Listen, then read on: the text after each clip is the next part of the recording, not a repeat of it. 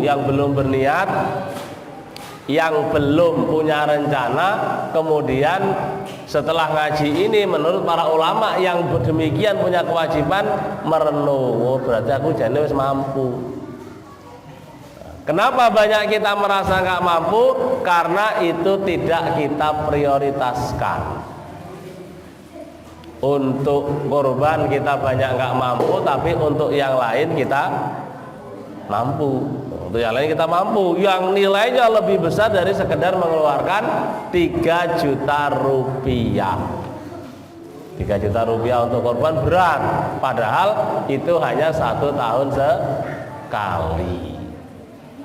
Bapak Ibu hadirin yang dirahmati Allah, itu terkait dengan hukum kurban. Silahkan kita mengukur diri kita masing-masing, kita ini masuk enggak dalam kriteria itu. Padahal saya yakin banyak di antara kita yang di rekeningnya lebih dari itu. Ya Bu ya Pak ya. Banyak yang di rekeningnya, di dompetnya, di bawah baju yang ditaruh di lemarinya itu duit-duit yang diselipkan lebih dari itu. Nah, jangan ada yang ngomong, kok Pak Mustaqim tahu, saya nggak tahu, hanya menduga, gitu kan? Ini. Kenapa? Karena sesungguhnya banyak orang yang mampu kalau kriterianya hanya sesederhana itu. Dan itu yang disampaikan oleh para ulama. Kalau Bapak Ibu nggak percaya, silakan dibuka di 33 tanya jawab yang ditulis oleh Ustadz Abdul Somad. Bukunya tipis. Itu ada 33 tanya jawab seputar korban. Yang dimaksud kategori mampu, beliau sebutkan apa yang dikatakan oleh Syekh Wahbah Az-Zuhaili yang dikutip dari kitab Fikih Islam wa Adillatuhu. Hadirin yang dirahmati Allah Subhanahu wa taala, ini terkait dengan hukum dalam berkurban. Kemudian hadirin dirahmati Allah, keutamaan kurban. Nah, 2 tadi kalau belum menyentuh kita ya. 1, Allah seolah-olah ngomong ini bukti syukur kita. 2, kalau kita mampu, Rasul mengatakan jangan dekati tempat sholat kami.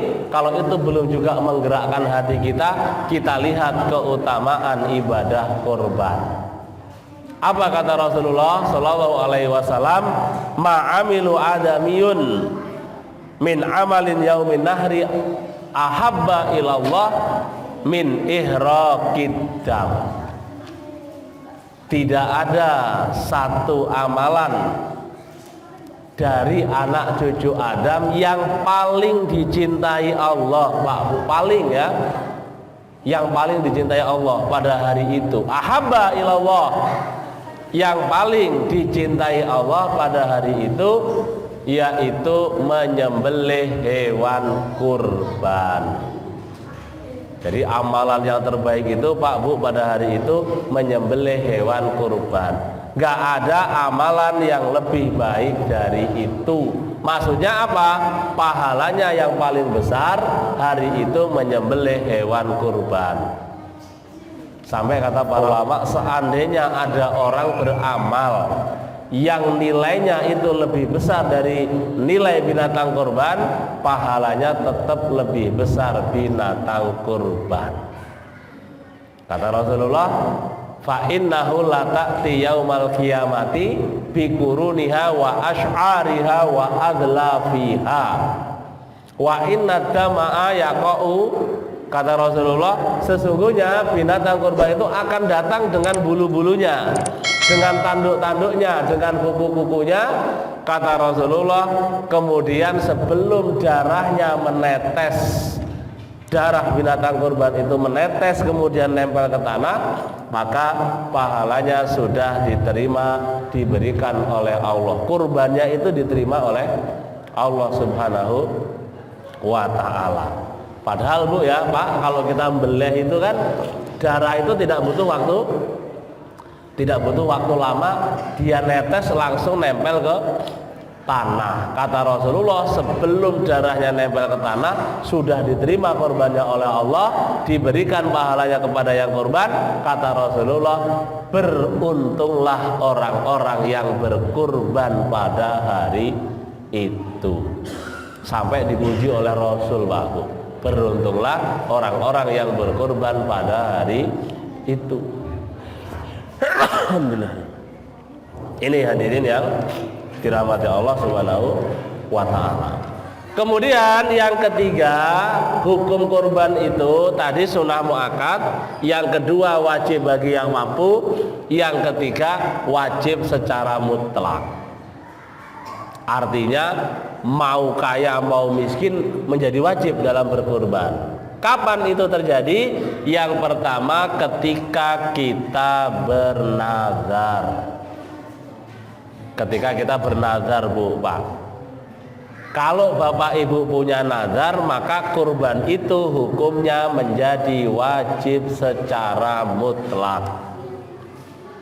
Misal Pak Haji Sur ini nazar, beliau ini punya sawah, kalau sawah saya nanti 1/4 keluar 2 ton, saya kurban tahun ini.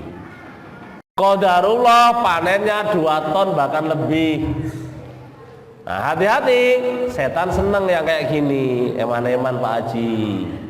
Pak Haji, ora usah kurban. Nah, ini setan. Maka kata para ulama, Bu ya, setan itu paling sibuk dulu saat membisik-bisiki Nabi Ibrahim, membisik-bisiki Ismail, membisik-bisiki Hajar. Supaya apa? Supaya mereka tidak melaksanakan perintah Allah menyembelih Ismail. Itu setan paling sibuk kata para ulama. Kenapa? Gagal bisiki Ibrahim, bisiki Ismail. Gagal Ismail ibunya. Terus muter ketiga orang ini. Nah ini, jadi paling sibuk kalau bahasa para ulama itu saat itu setan itu.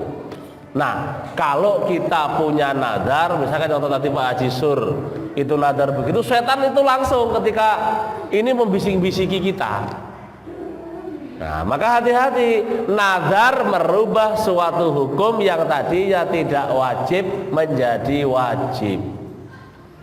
Kenapa? Harus ditunaikan. Hati-hati, jangan nyari celah, alasan dan sebagainya. Maka saya sering katakan begini, Pak Bu, kalau kita bernazar itu jangan yang berat-berat.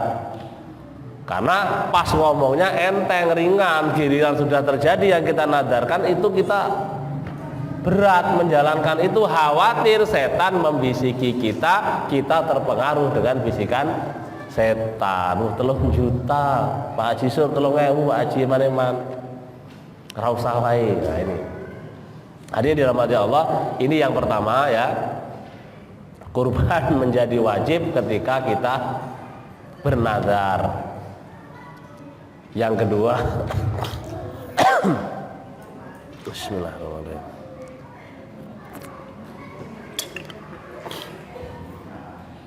Yang kedua, kapan kurban menjadi wajib? Kata Imam Malik, ketika ada orang yang mengatakan begini.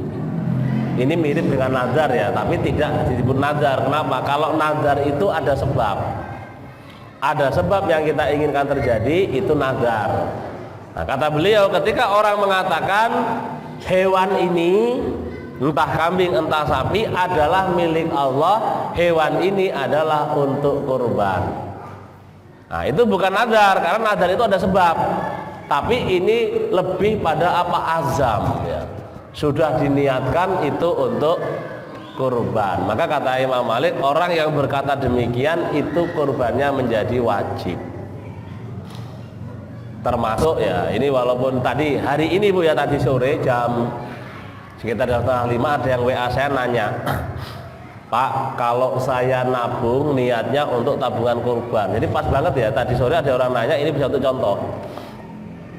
Saya niat nabung tabungan kurban. Ternyata setelah mendekati kurban ini belum cukup tabungan saya. Bolehkah uang tabungan itu saya gunakan untuk yang lain? Nah ini Pak Bu.